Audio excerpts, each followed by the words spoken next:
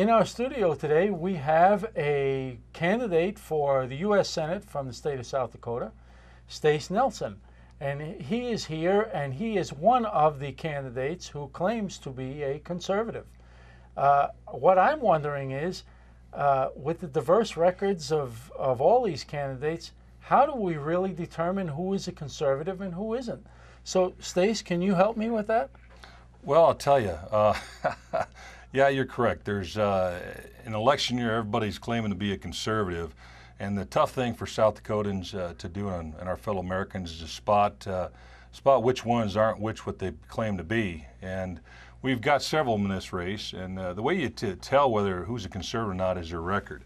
And you know, you've got several candidates in this race that pound the podiums and say that they're very much pro-life, they're very much pro-Second Amendment, they're anti-illegal immigration, and they're against Obamacare and every hotbed issue there is. And you know, they're very strongly support term limits.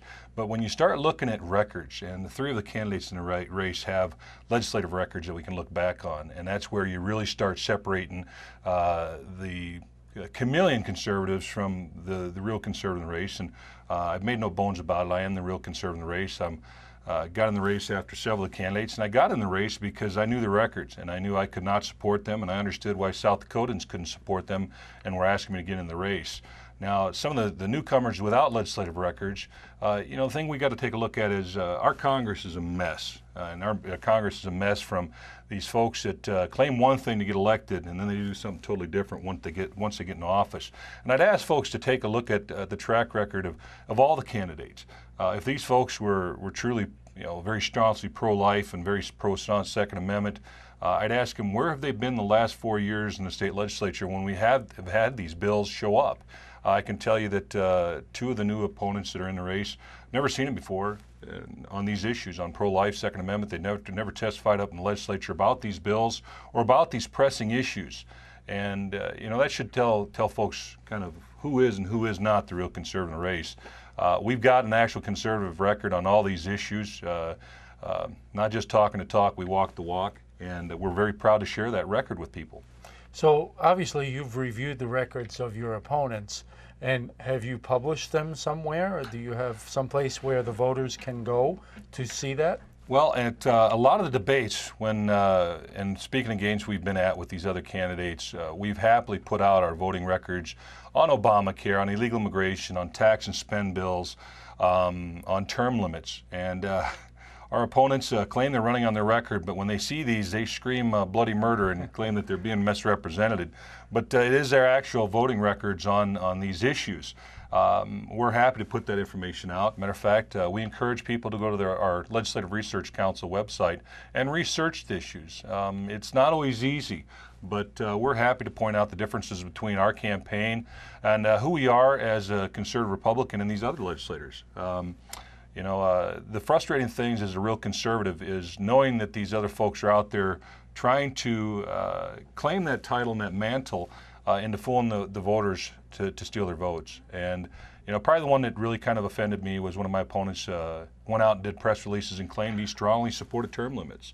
And this last spring he helped kill one of my bills that attempted to close loopholes in South Dakota's legislative term limits. And so we looked into it and we looked at his record, and he's got a long history of voting for measures that sought to repeal South Dakota's federal and state term limits. So folks need to understand that they need to take a deeper look at some of these candidates. A lot of these candidates are very good about saying the right things, and it's not about saying the right words or having the right You know what's interesting to me? We know that for many years now, everyone who wants to run for office and wants to win will be a Republican in the state of South Dakota. So they become a Republican whether they are a Republican or not.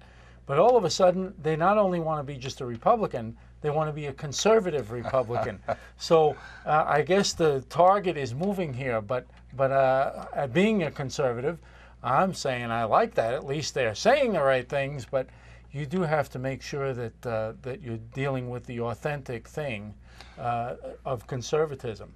Well, and that's correct. And you know, the frustrations I have as a candidate is I've been on the campaign trail and listened to my opponents claim that they're lifelong conservative Reagan Republicans. And one of my opponents was saying that. I found out that the gentleman was actually 21 years, was a registered Democrat and supported liberal Democrats, voted for liberal Democrats for 21 years. But he goes out on the campaign trail now and tells people that he's a lifelong conservative Reagan Republican. And he, in fact, voted for Jimmy Carter and people like Jimmy Carter and Tom Daschle and other folks that were very much pro-choice. So, well, I don't think I've ever heard the word conservative mentioned with Tom Daschle or no, or Jimmy Carter. or Jimmy Carter for that matter. So anyway, we will put on the screen the website for the Legislative Research Council for South Dakota. And if you really have some time, you can go in there and check these actual records and see what their records are. And we'll also ask Stace to come back and see us again sometime soon. Thanks for watching.